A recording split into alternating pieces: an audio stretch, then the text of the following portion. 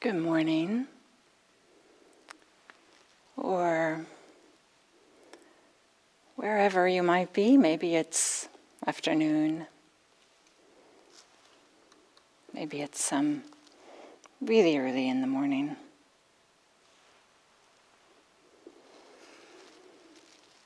For those of you who don't know me, I'm Diana Clark. I'm sitting in for Gil this morning, just so he can have a day off this morning. And so, for those of you on YouTube, Gil will be back tomorrow at 7 a.m. For those of you on Zoom, you know who I am. So, warm welcome, warm welcome.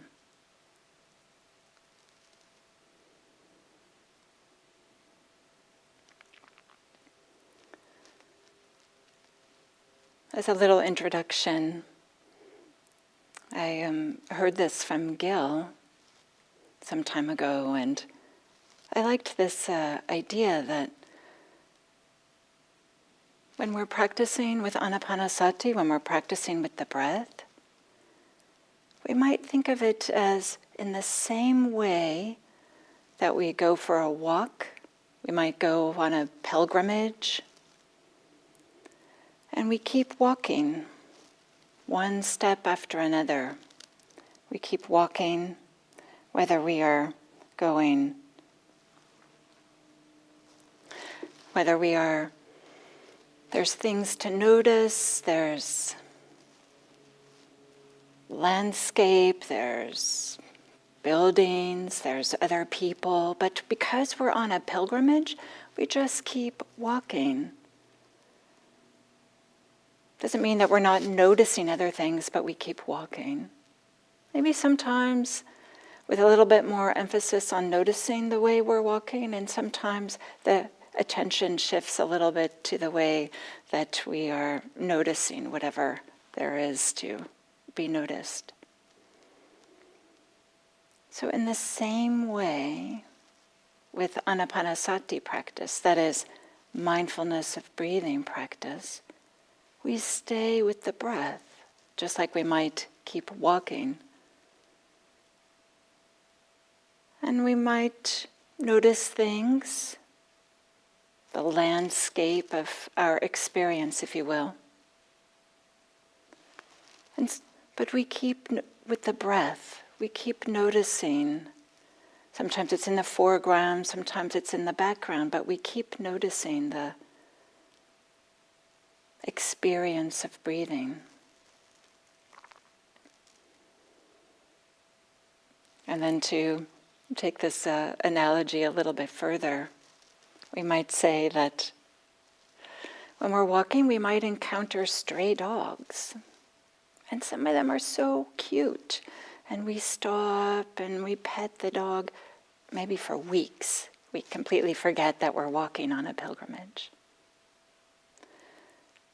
Maybe there are barking dogs that we ignore. They don't really seem to be a problem. So we don't give them any attention. We just keep walking.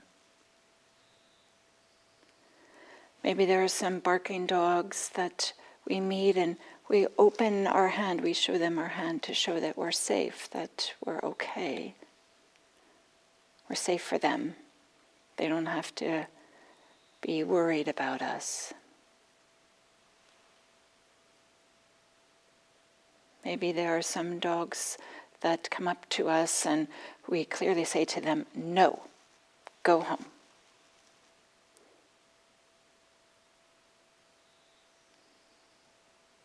So, through all these different dogs that might visit, we just keep walking. So that's what Gil offered this initially, and I kind of like this idea. There might be different experiences that arise, but maybe there's some way that we can just stay with the sensations of breathing. Okay. So, before our guided meditation, just taking alert posture, a posture that expresses our intention to practice, as well as some warmth, some care, kindness. So some uprightness, but that doesn't have some coldness or hardness to it.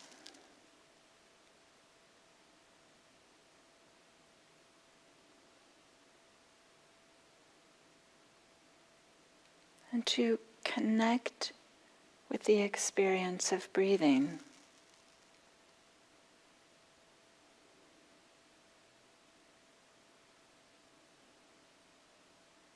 Feeling the breaths.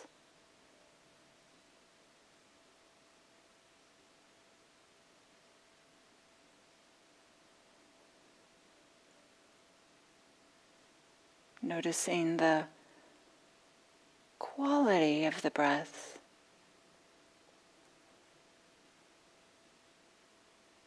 Are they smooth? Are they rough?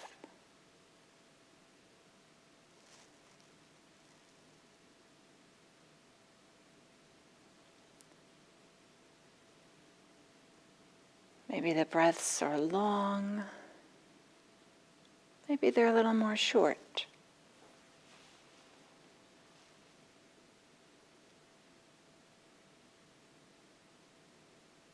Maybe the quality is maybe some deep breaths, or maybe they feel a little more shallow.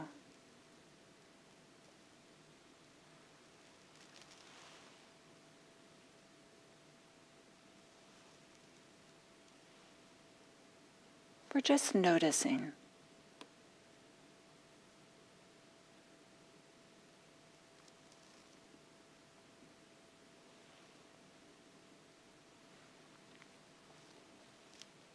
Feeling the rhythm of the breath.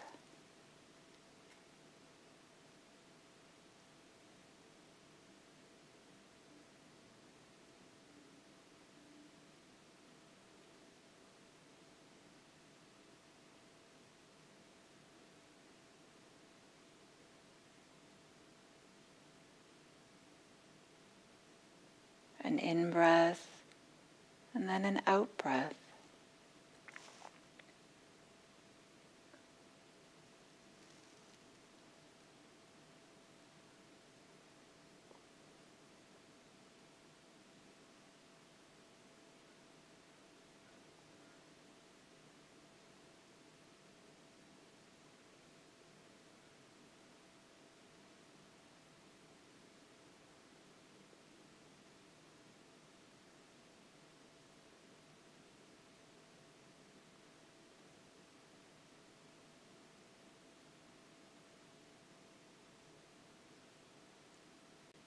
And then, is there a way that we can stretch our awareness, expand our awareness to include the whole physical body?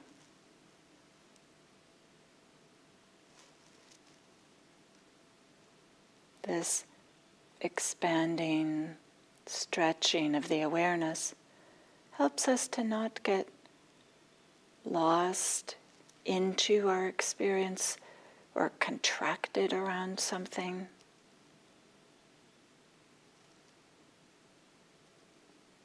It might be helpful to imagine sometimes with the exhale is a little bit of blowing up the awareness, just like we might blow up a balloon in a relaxed, easy manner.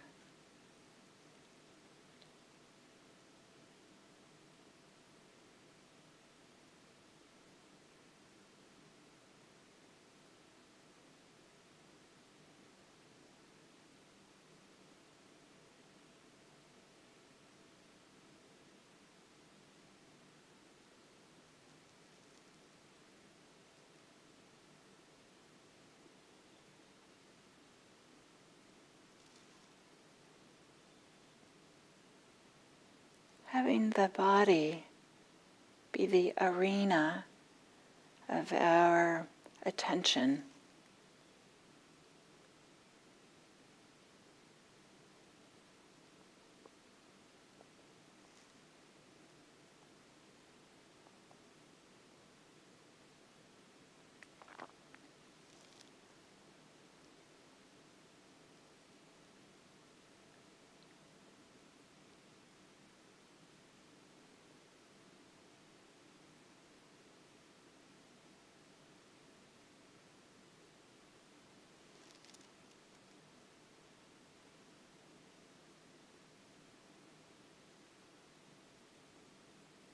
Again, nothing in particular needs to be happening. We're being with sensations of the breathing and with the body.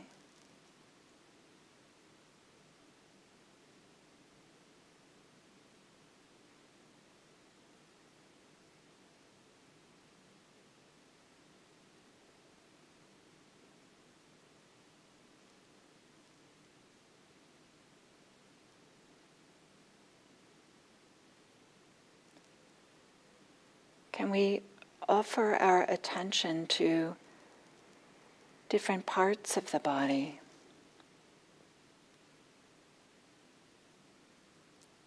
The face,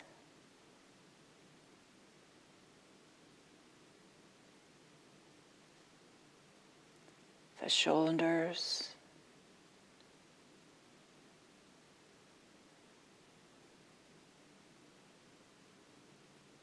the chest,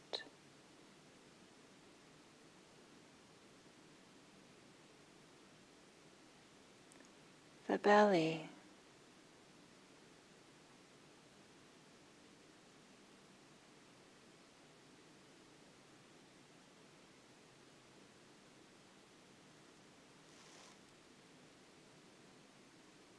it might be that bringing our attention to these different areas allow a certain amount of softening,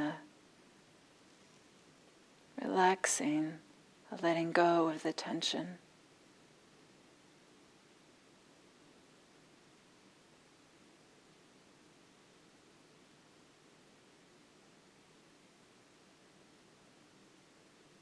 Maybe not, also. We don't have to make it a problem if there's still some tension, some holdings.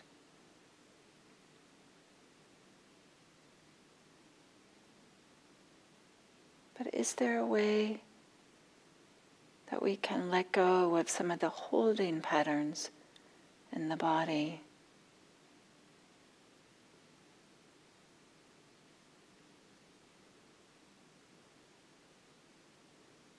Maybe with the exhale, there's a little bit of release.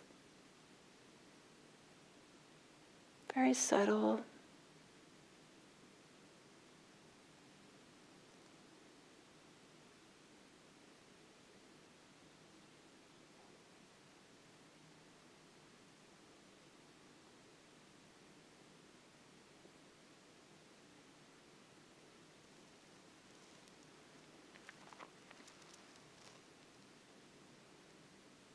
This relaxing, calming is more associated with allowing, letting go than with any doing.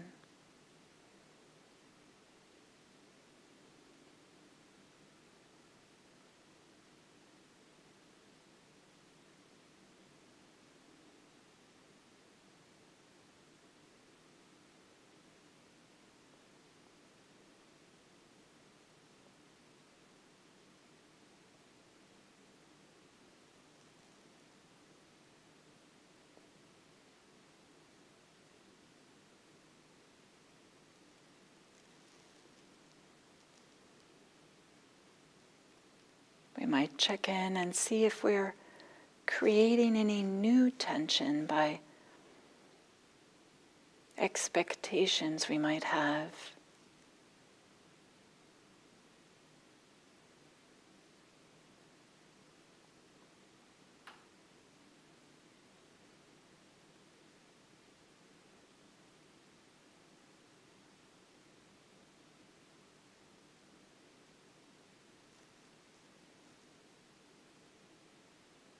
We can notice any pleasant sensations that are associated with breathing.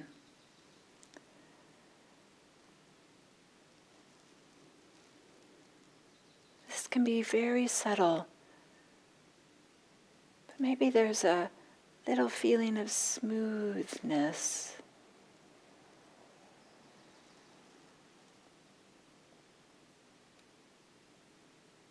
Maybe there's a little feeling of letting go with the exhale that has some pleasure with it.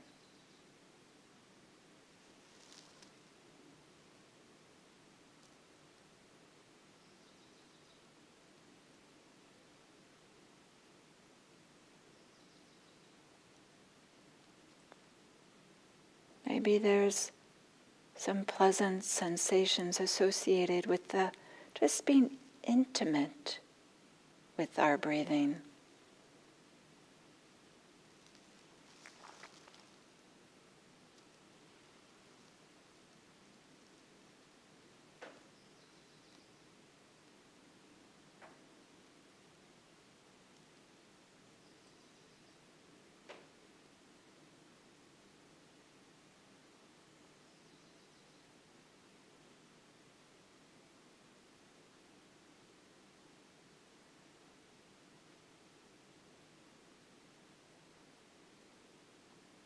Maybe there's a feeling of contentment,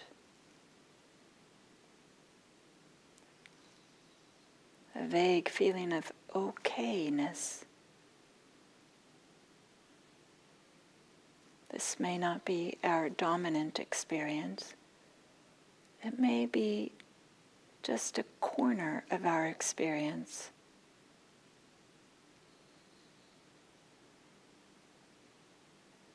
Can we tune into this aspect of our experience, any sense of okayness, contentment, pleasantness, and allow this to be a support.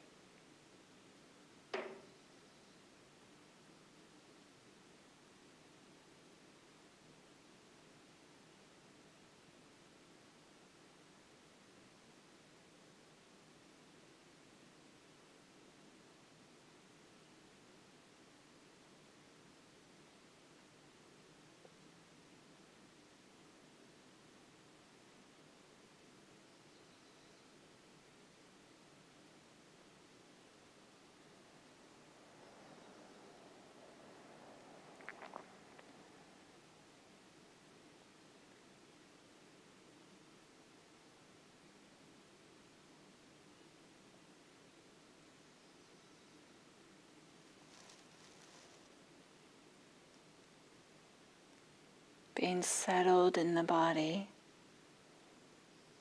feeling the sensations of breathing. We can now turn towards the mental experience.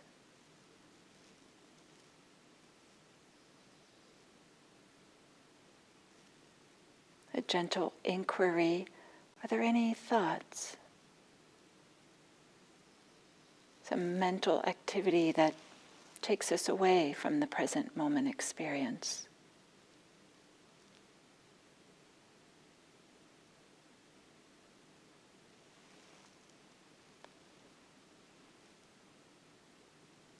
And just like we did with the body and with the breath, we can notice the experience of this mental activity, rather than trying to make it go away.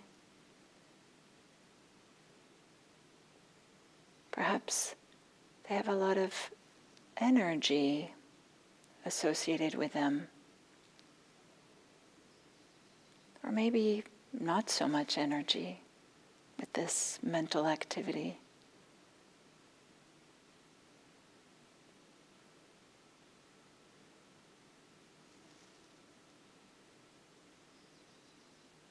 Are the thoughts more discursive, writing novels, so to speak? Or are they very simple, descriptive, just a single sentence. Maybe somewhere in between. Just noticing the quality, not so much the content.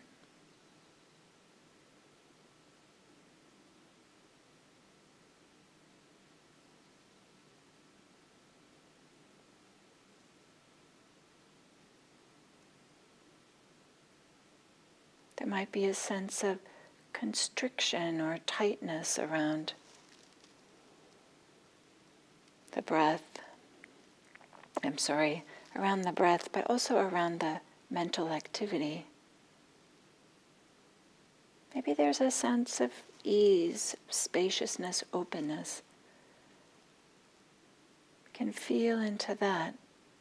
Associated with the thoughts, the mental activity, is there a tightening or a opening?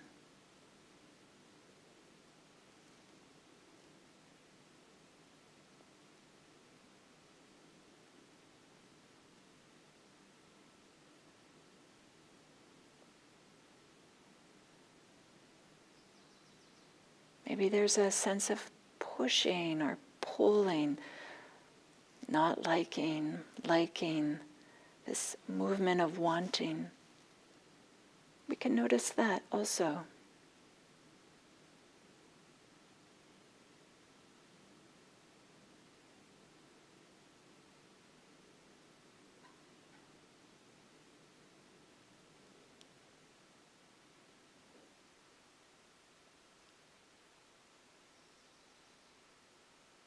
Maybe there's a sense of looking for something, searching. How does that feel? What is that experience? Letting the content of the thought take care of itself.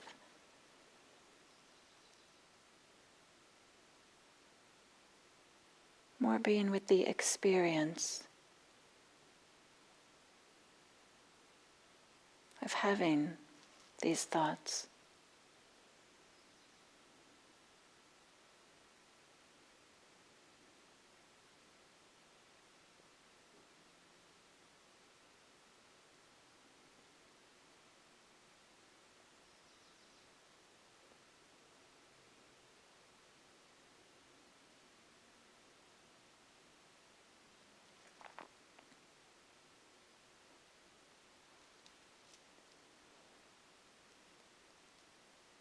Maybe we're identified with the thoughts.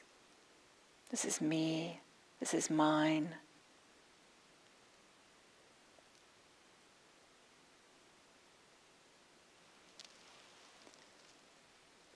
No matter which way we are experiencing the thoughts, as we breathe in, as we breathe out, can we relax, soften these mental activities?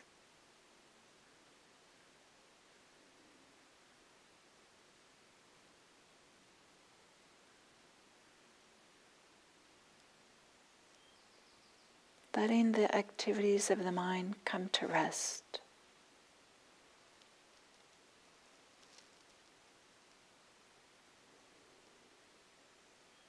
Maybe the breaths themselves can reassure the mind in some kind of way that the mind doesn't need to be so active.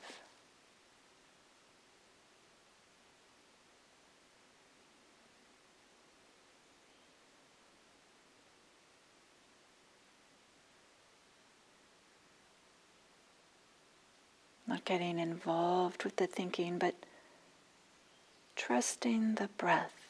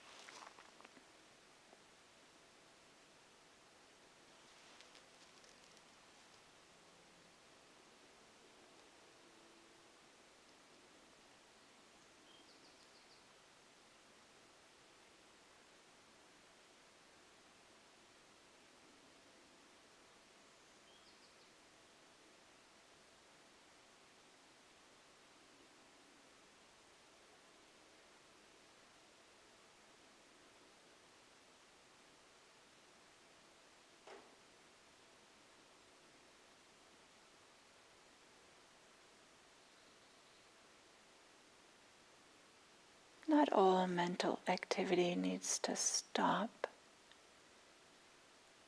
We're just allowing a calming, a softening of whatever is happening in the mind.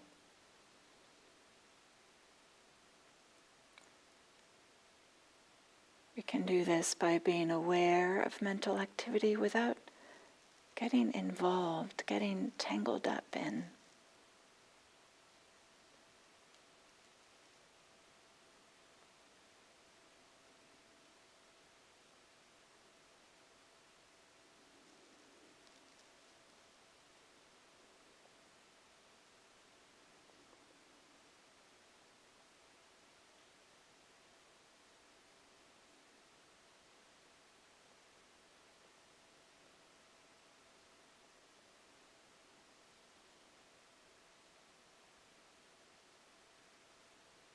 All the while, breathing in and breathing out.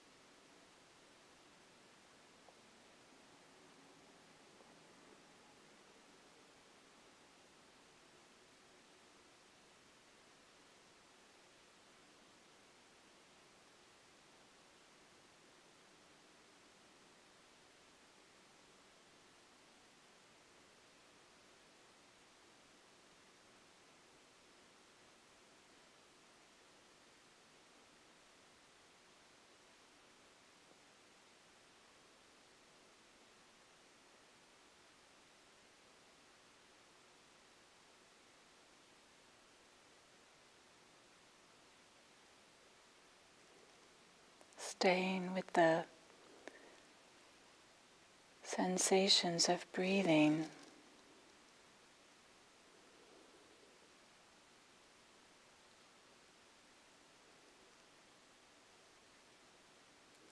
Allows the settling of the mind and the body, a calming, so that we aren't pushed around by this mental activities or sensations in the body, so that we don't spend all our energy reacting to, responding to, trying to take care of, trying to make different our experience. And instead, we can be with our experience. Sometimes that includes being with others.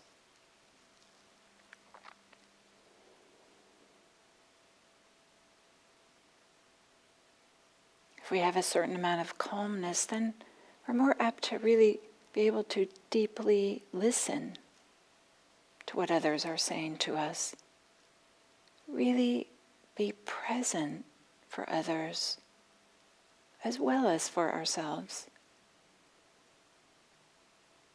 in a way that perhaps we might be a refuge for others if we're not agitated, if we're not busy with ourselves. So may our practice be a support for us and for those around us. May all beings find ease and happiness. May all beings know peace.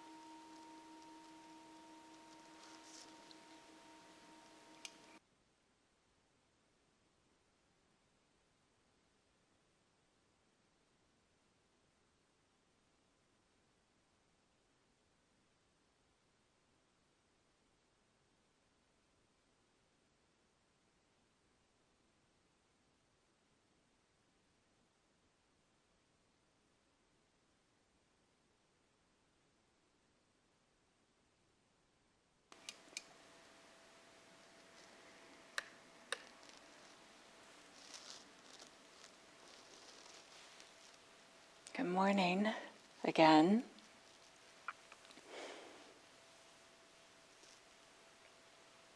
And for those of you on YouTube who weren't there at 6:45 this morning, I'm Diana Clark, and Gil will be back tomorrow at 7 California time. He's spending some time with his family this morning.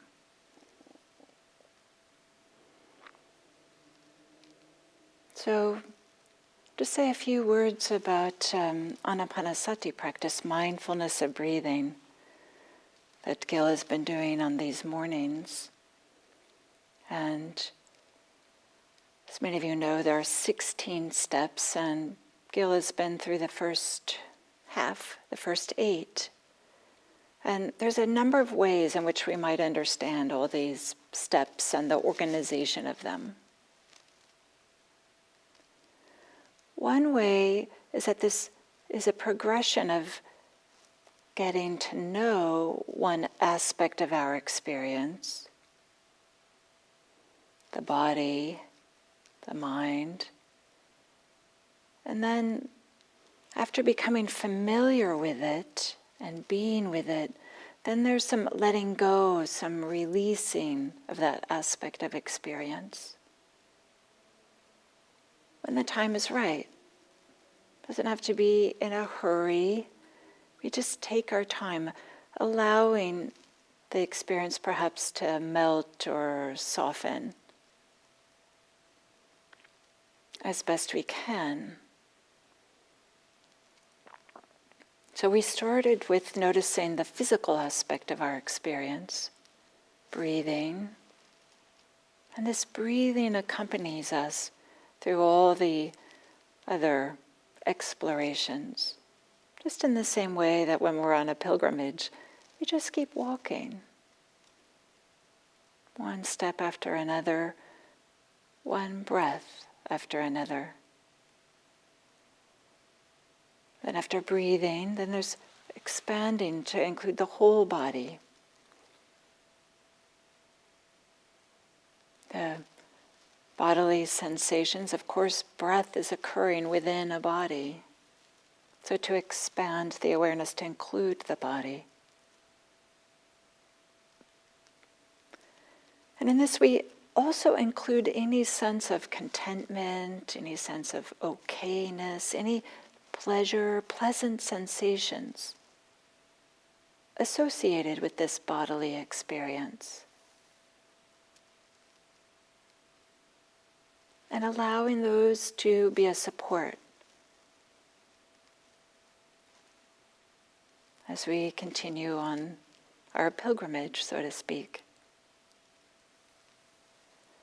And then we turn towards the mental aspect of our experience, including the physical sensations that are associated with thinking or whatever mental activity we might be having.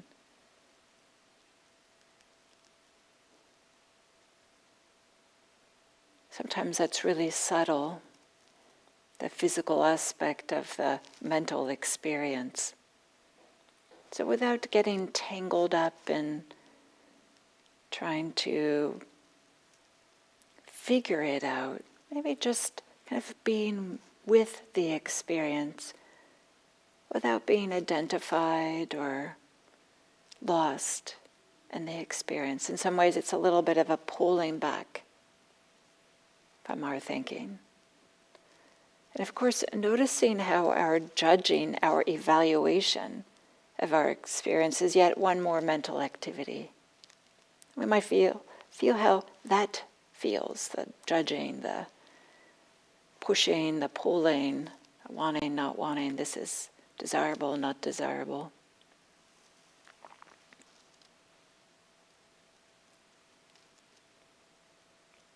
So this, to help support this experiencing mental activity, is it can be a stepping back of some sort, so kind of a pulling back a little bit and knowing what is taking place rather than being fully immersed into it.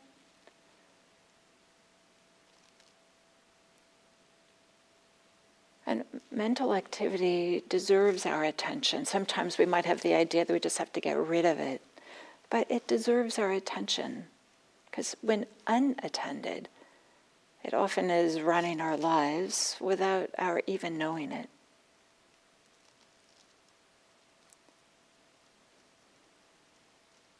So then there can be, after becoming familiar with mental activity, there can be a calming, a softening, or relaxing of that mental activity. And notice that I'm not saying that we have to eliminate, eradicate, exterminate, something like this. The mental activity, we're just allowing it to quiet. Maybe I'll say a few words about what can be some supports for this. One is that the earlier steps in Anapanasati, the breath, being with the bodily sensations, allowing some ease or relaxation of the bodily sensations, can be a tremendous support for calming the mental activity. So if we find ourselves really caught up and busy with thinking, we can just incline the mind towards the physical experience, including the physical experience of thinking. So that's one way, is to ground our awareness in the present moment, in the embodied presence that we have right now.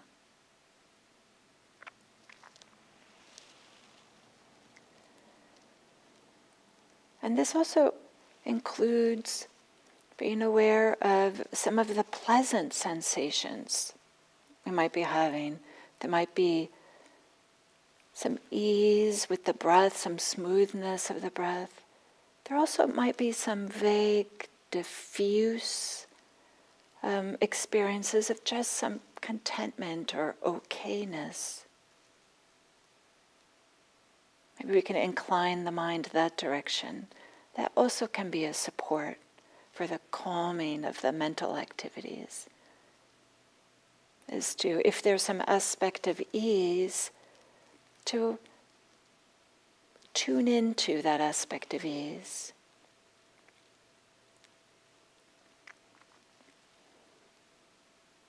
And maybe we can,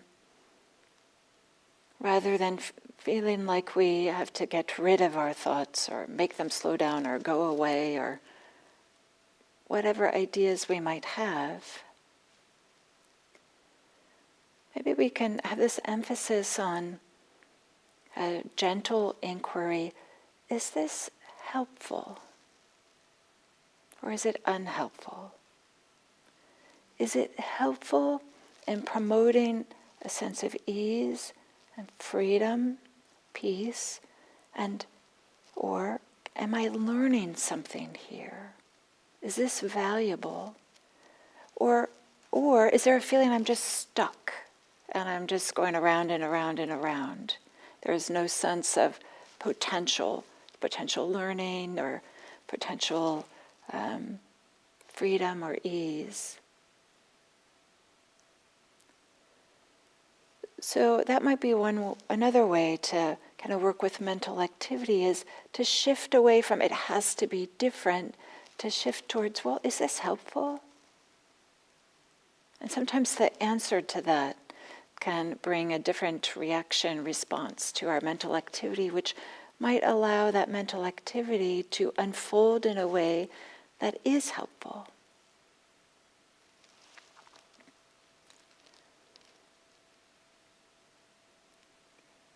Another thing that we might do is to just do a gentle inquiry of what's fueling this thinking. There might be an emotion. And just like at the beginning of this, before the guided meditation, I talked about when we're on a pilgrimage, there might be some barking dogs. And one way to be with them is just to show them our open hands and show them that we're safe for them. So is there a way in which we can be safe for our emotions to be expressed, to show up? Can we maybe in some way listen deeply to ourselves and allow the emotion to arise without getting tangled up and thinking that it has to be otherwise or has to be different?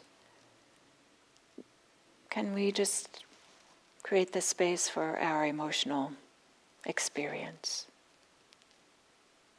And that might also kind of soften some of the mental activity as we soften the fuel, what's supporting that mental activity. And then maybe one other thing that I will say is sometimes it can be skillful to replace unhelpful thoughts with other mental activities that are more helpful. So to intentionally do something.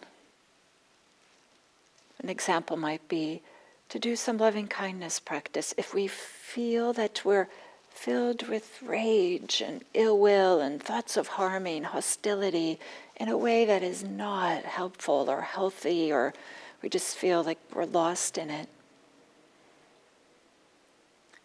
So we can do some loving kindness practice in whichever way it's easiest. but not necessarily towards the object through which we have hostility, but just incline the mind towards where it's easy, with a lovable being. Allowing the mind to kind of like calm down and settle with this loving kindness. So we might bring in to like replace thoughts, uncomfortable thoughts with some, or unhelpful thoughts with some other thoughts. Another way might be to use our imagination. Sometimes we do this in guided meditations. Maybe you do it yourself. The wings of a bird flapping. Or maybe ice skaters that they skate, skate, skate and then glide, and feeling into the glide. Or maybe the imagination of taking off this itchy, scratchy sweater and instead putting on your favorite t-shirt. So there might be some skillful ways in which we can replace some of our thinking. And can we do this while being aware of the breath, all the while allowing the breath to accompany us? And maybe the last thing I'll say is there might be also an opportunity to say for some thoughts, some mental activity, no, I'll work with this later, after meditation.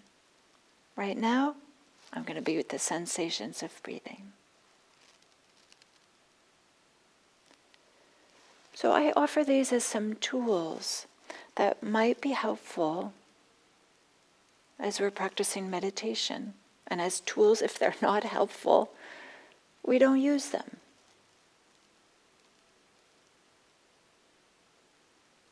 So, with a sincere wish that you are being with the sensations of breathing, with your practice, your meditations, maybe they be a source, a support of ease and peace and freedom in your life and in the lives of others. Thank you.